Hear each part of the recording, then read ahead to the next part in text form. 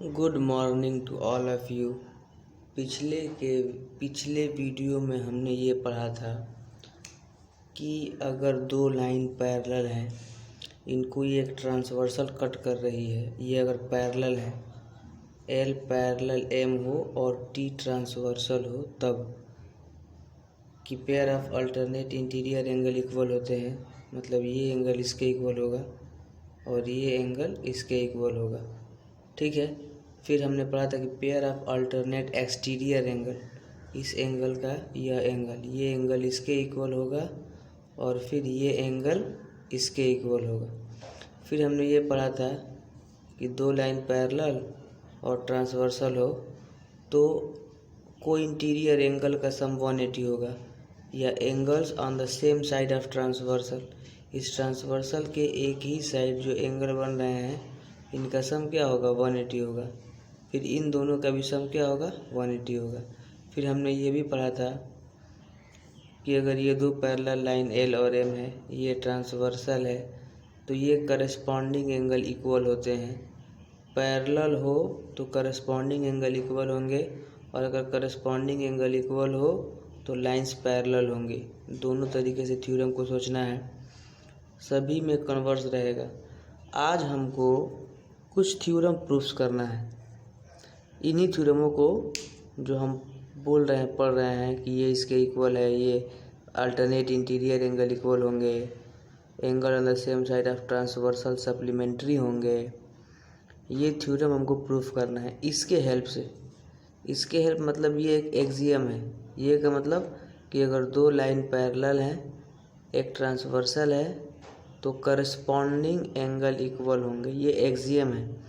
और एक्सियम वो स्टेटमेंट होता है जिसको प्रूफ नहीं किया जा सकता।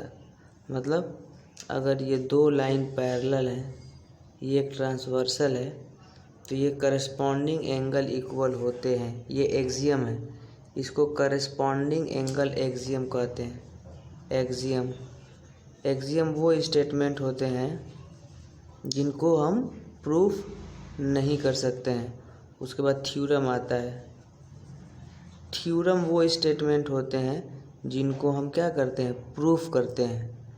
तो सबसे पहले हम एक्सियम बता दे रहे हैं, करस्पॉन्डिंग एंगल एक्सियम। तो पहले आप एक्सियम, आपके बुक में भी है, बुक आप लेके बैठे, बुक देखेंगे तो समझ में आ जाएगा। ठीक है।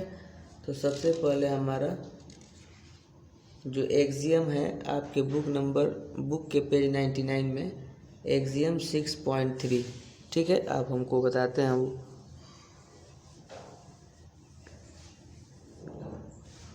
एक्सियम 6.3 क्या कहता है?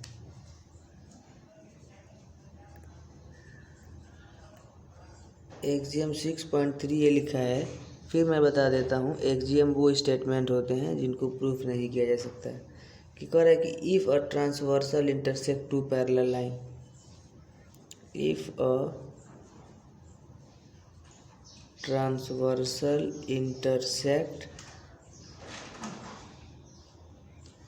To parallel lines,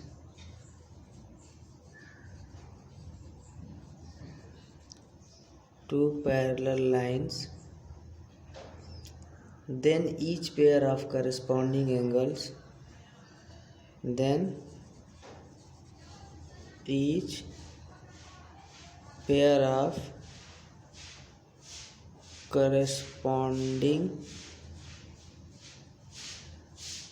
angles, is equal। Each pair इसलिए कह रहा है क्योंकि दो पेयर ना होते हैं। जैसे मान लो कि ये पैरेलल लाइन हो गया एल और एम, ये ट्रांसवर्सल हो गया, तो ये एंगल इसके इक्वल और ये एंगल इसके इक्वल, ये एक पेयर हो गया और ये दूसरा पेयर, तो ये दोनों क्या होते हैं, इक्वल होते हैं। मान लो कि ये 1 है, 2 है, 3 है, 4 है, तो एंगल 1 इक्वल टू एंगल 2 होगा और एंगल 3 इक्वल टू एंगल 4 होगा। ये एक्सियम है कि अगर ट्रांसवर्सल इंटरसेक्ट करती है दो पैरेलल लाइन को, तो each pair of corresponding angle equal होंगे। एक बात और है, इसका कन्वर्स भी एक्सियम है। इसका कन्वर्स का मतलब कि अगर दो लाइन है एल और एम, दो लाइन है एल और एम, मैं पैरेलल नहीं कर रहा हूँ, और एक ट्रांसवर्सल टी है, अगर pair of corresponding angle equal हो गए हैं तो ये लाइन क्या होंगी, पैरेलल होंगी, वो भी एक्सियम है। मतलब इसको हम करस्पॉन्डिंग एंगल एक्सियम कहते हैं। मैं लिख देता हूँ कि this is also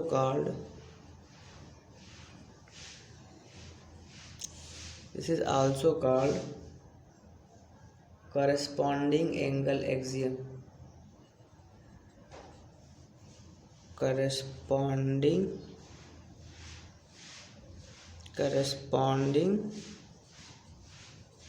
angle axiom, ये आप नोट कर लें, ठीक है। इसको प्रूफ नहीं करेंगे, एग्जियम वो होता है जिसको हम प्रूफ नहीं कर सकते, ये एक स्टेटमेंट है। इसका हेल्प लेके हम दूसरे थ्योरम्स को प्रूफ करेंगे, ये नोट कर लिया आप लोग। उसके बाद हमारा अगला है एक्सियम 6.4। वो आपको मैं बता ही दिया हूँ कि एक्सियम 6.4 क्या है, इसका कन्वर्स।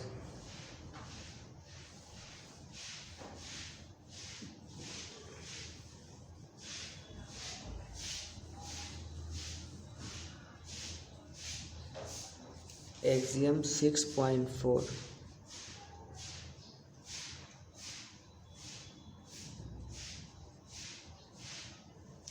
जस्ट इसका कन्वर्स कि if a transversal intersect two lines not parallel, यहाँ पैरेलल नहीं कहा जा रहा है, कह रहा है कि if a transversal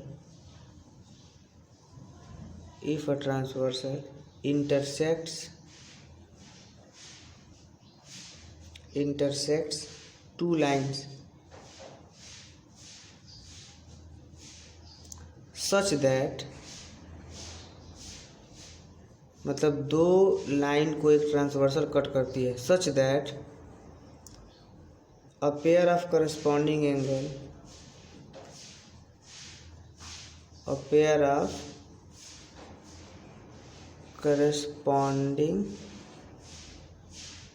angles is equal, then two lines are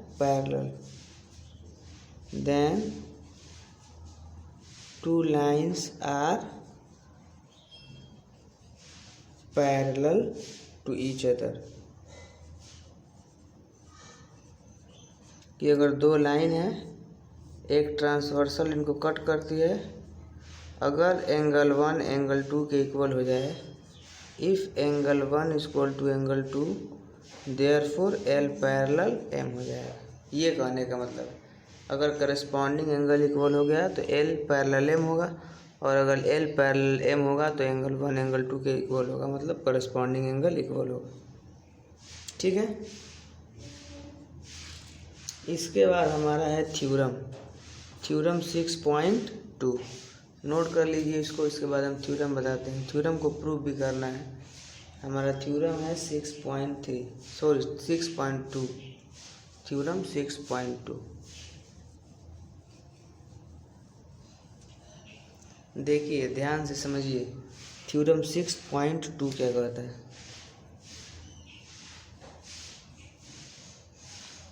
theorem 6.2 में लिखा है कि if a transversal intersect two parallel lines, अगर if a transversal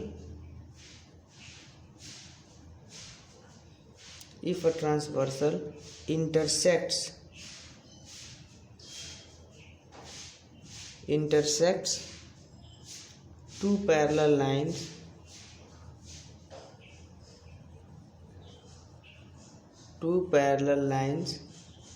then each pair of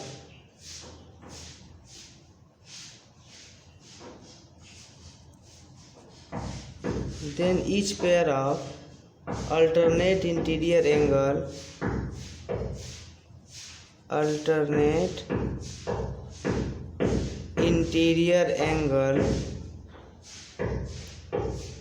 is equal।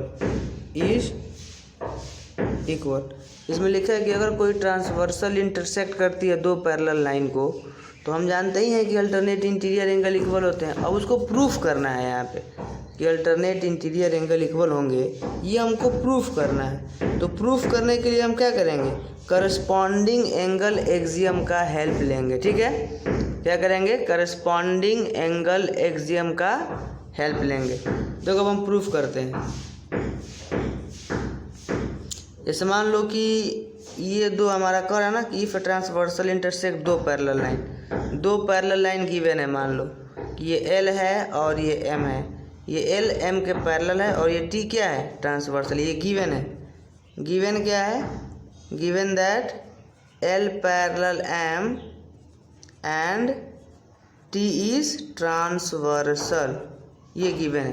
क्या प्रूफ करना है हमको, मान लो कि ये एंगल 1 है, ये एंगल 2 है, ये एंगल 3 है, ये 4 मान लो, सब लिख दो ये। ठीक है, या फिर ये 5 ले लो, ये एंगल 6 ले लो, ये 7 ले लो, ये 8 ले लो। तो हमको क्या प्रूफ करना है, हमको प्रूफ करना है कि corresponding alternate interior angle equal होंगे।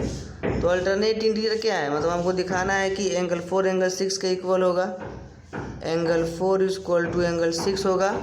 एंड यही ना अल्टरनेट इंटीरियर एंगल इक्वल दिखाना है। तो हमको दिखाना है कि एंगल 4 एंगल 6 के इक्वल होगा, और जो दूसरा दिखाना है, ये दिखाना है कि एंगल 3, ये पहला हो गया, और दूसरा हो जाएगा एंगल 3 एंगल 5 के इक्वल है, एंगल 3 एंगल 5 के इक्वल है।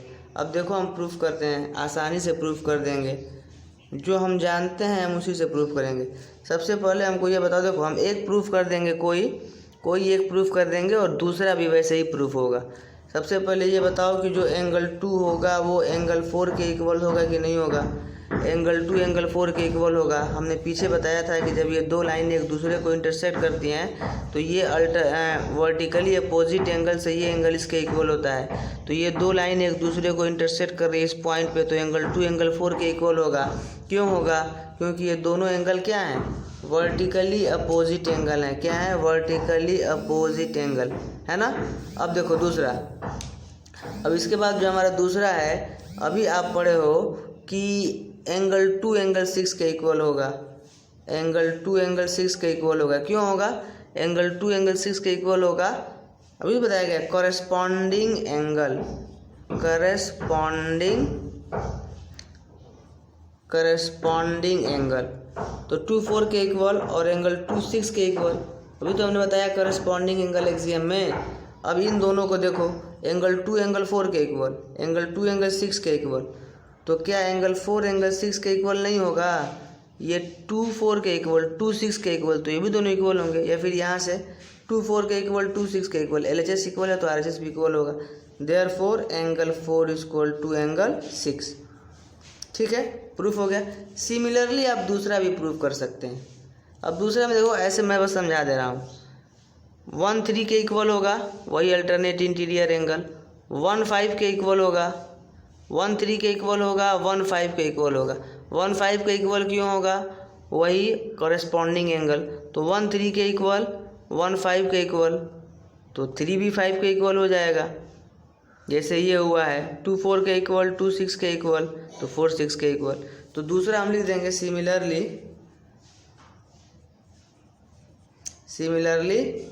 एंगल 3 इक्वल टू एंगल 5, इसको भी।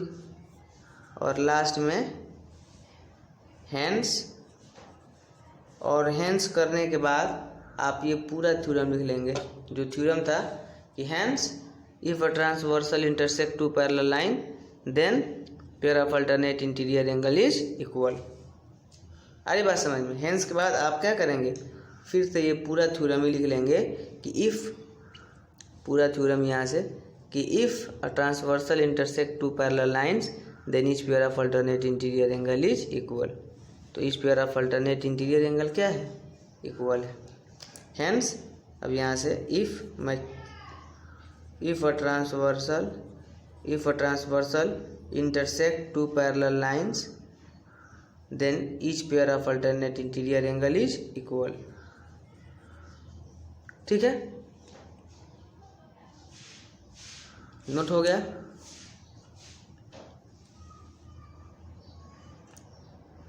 अब फिर इसके बाद इस थ्योरम का कन्वर्स होगा।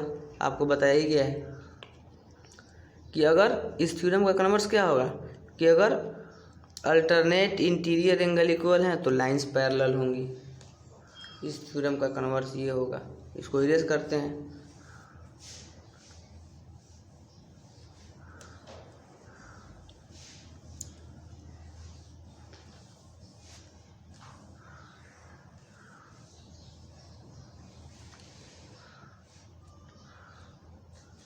अगला जो हमारा थ्योरम है थ्योरम 6.3 इसी का कन्वर्स है। ठीक है,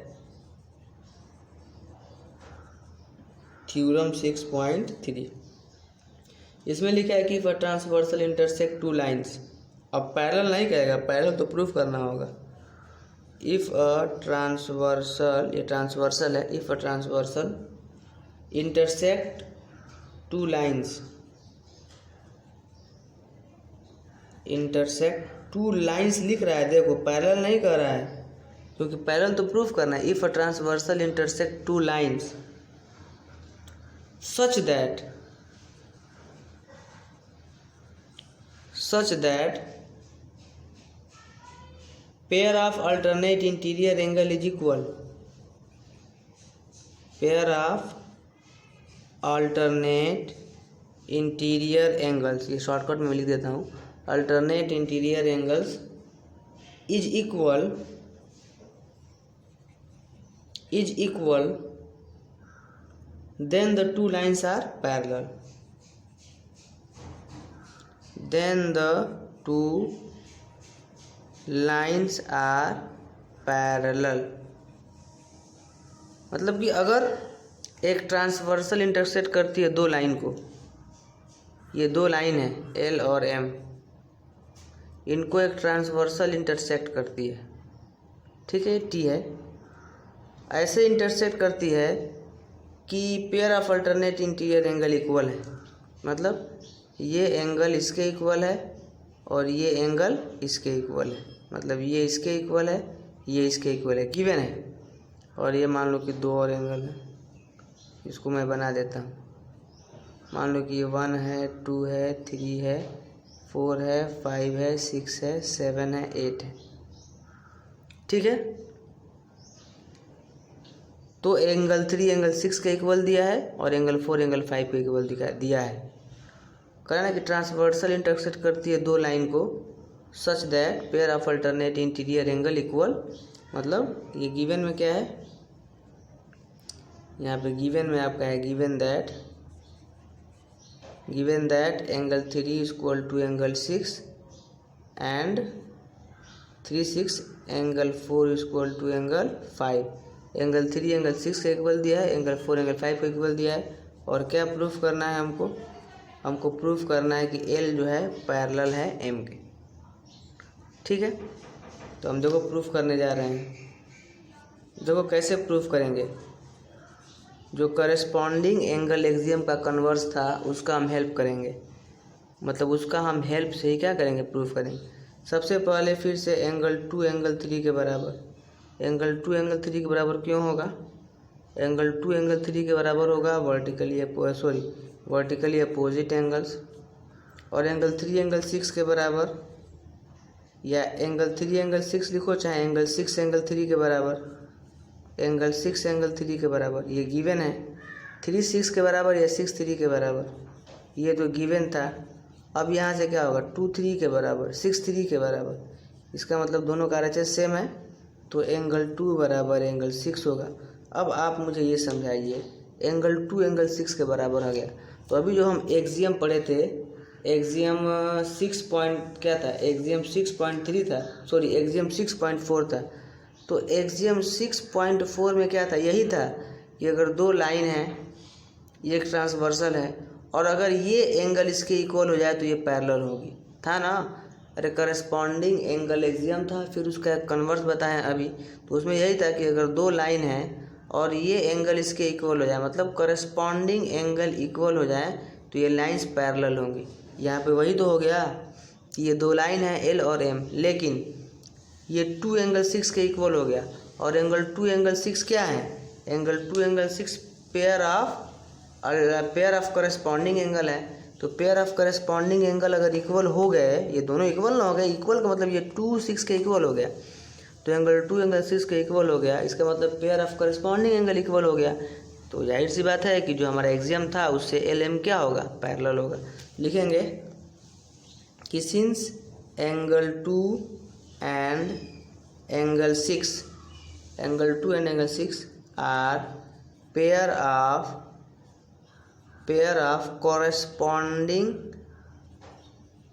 corresponding angles